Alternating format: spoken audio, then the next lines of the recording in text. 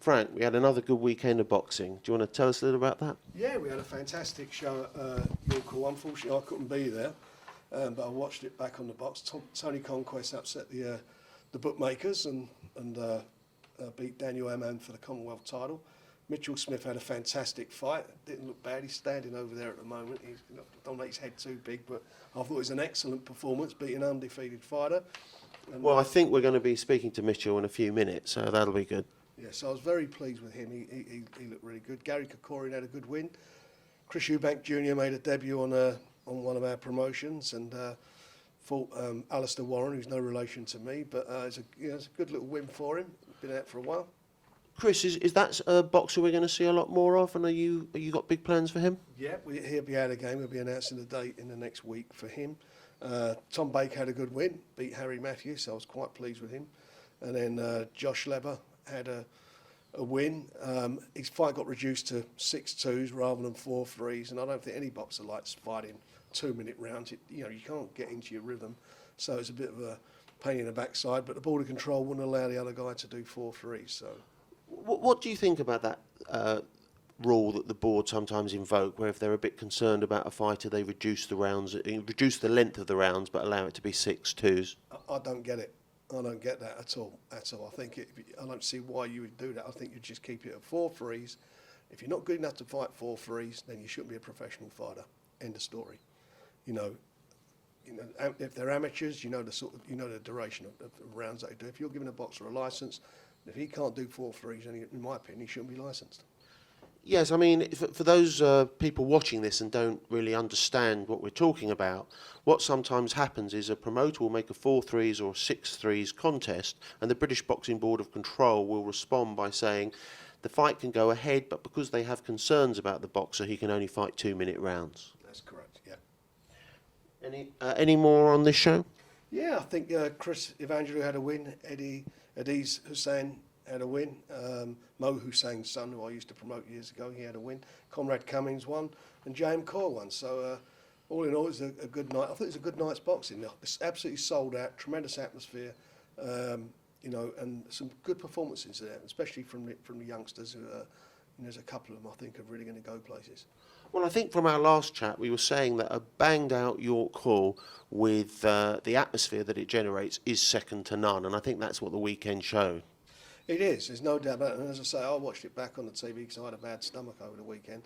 But watching it on TV, it came across really, really well. I mean, it was, the atmosphere, got into your room as you was watching it. It was really good. And I'll tell you what, one of the pundits on there didn't do a bad job.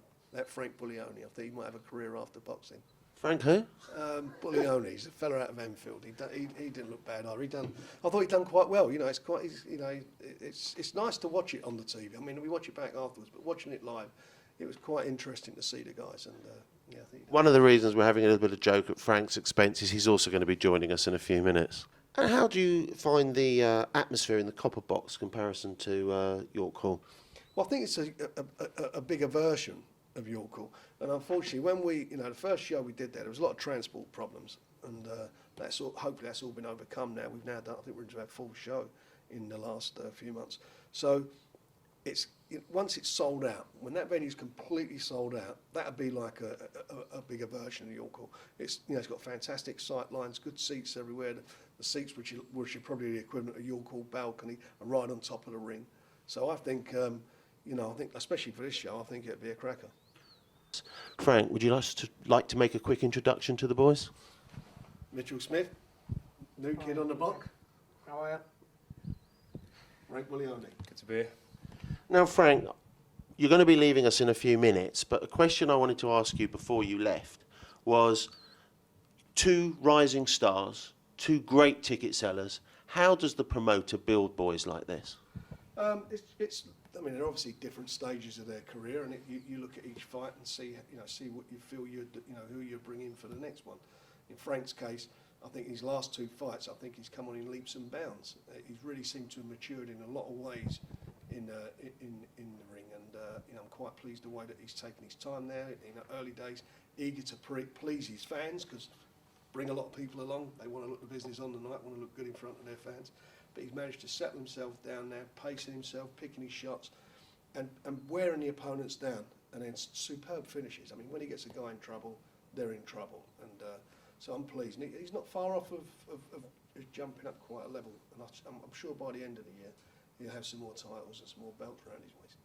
And Mitchell?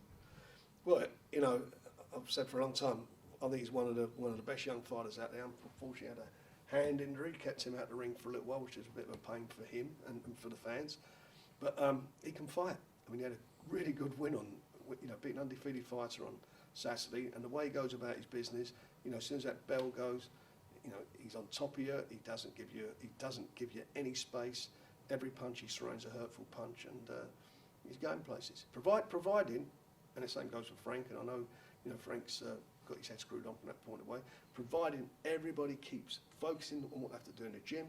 You know, you don't run before you can walk. You train hard. You live the life, and it'll all happen. I might put you on the spot here, Frank, because I found out that Mitchell's a West Ham fan.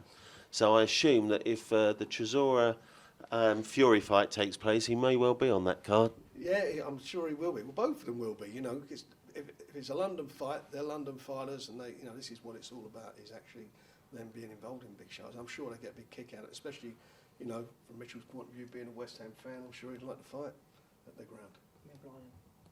You know, it would be blinding to fight on the West Ham ground. Been there recently quite a bit and getting my face around, and the fans are, you know, starting to warm to me. So no, I've done a good ticket for your call with the West Ham fans, and if I was to get on the Upton Park bill, I reckon I'd do a good ticket.